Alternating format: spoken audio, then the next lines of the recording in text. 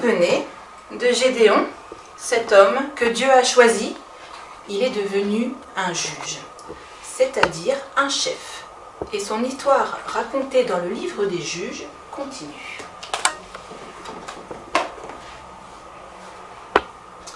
Avec son armée, Gédéon installe son camp près d'une source.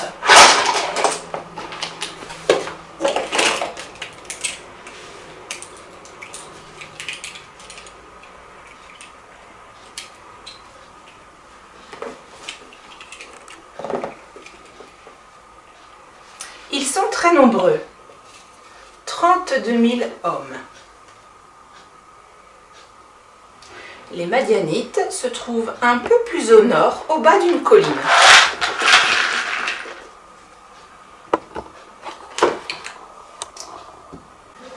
Dieu dit à Gédéon, « Tes hommes sont trop nombreux. Si vous gagnez par la force du nombre, personne ne comprendra que je suis avec vous. Je compte sur la force du courage. Ainsi que tous ceux qui ont peur rentrent chez eux. »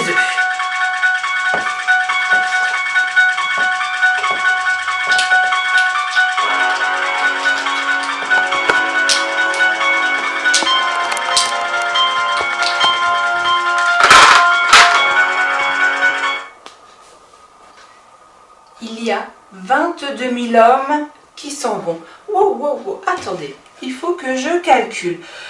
Il y en avait 32, il y en a 22 qui s'en vont. J'enlève une dizaine, un machin. Ah! Il en reste 10 000. Ça fait pas beaucoup par rapport à l'armée des Madianites.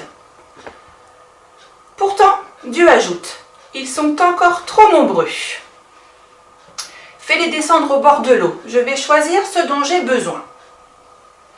Gédéon fait descendre ses hommes au bord de l'eau et comme ils ont soif, ils boivent.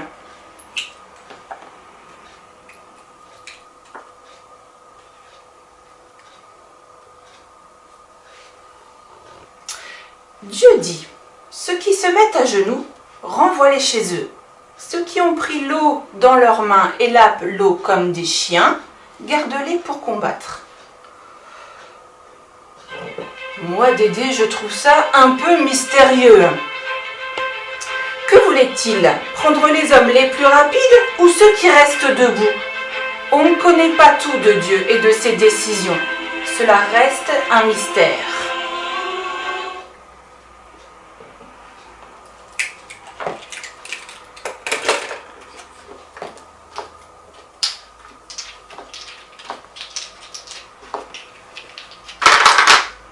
Finalement, il reste 300 hommes. Dieu dit alors, « Je vais sauver mon peuple grâce à ces 300 hommes. Et toi, Gédéon, tu auras du courage. » La nuit, Gédéon divise ses hommes en 3 groupes.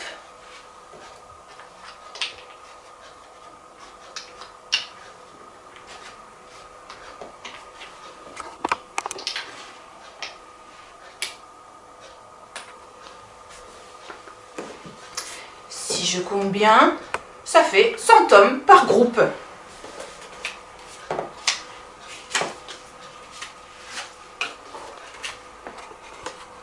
À chaque homme, Gédéon donne une trompette, un pot et une torche à mettre dans le pot. Bizarre, ce ne sont pas les armes habituelles pour combattre une armée. Gédéon doit avoir une idée. Gédéon dit alors, « Regardez-moi et faites exactement comme moi. En sonnant de la trompette, vous direz, pour le Seigneur et pour Gédéon. » Il est près de minuit. La nuit est totale. Gédéon et son armée ont caché leurs torches dans le pot. Ainsi, personne ne les voit arriver autour du camp des Madianites. Ils s'installent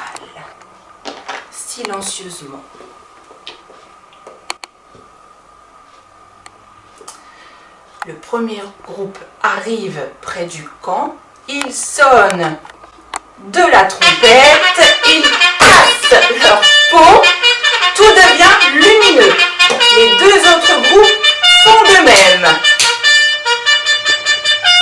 Et ils crient pour le Seigneur et pour Gédéon. Pour le Seigneur et pour Gédéon. Pour le Seigneur et pour Gédéon.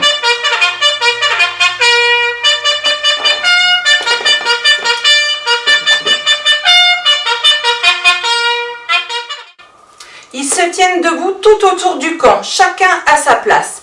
Dans le camp madianite, c'est la panique. Ils se tuent les uns les autres et ceux qui ne sont pas morts s'enfuient. En voilà une belle victoire. Juste avec la force du courage. J'aime bien cette devise pour le Seigneur et pour Gédéon.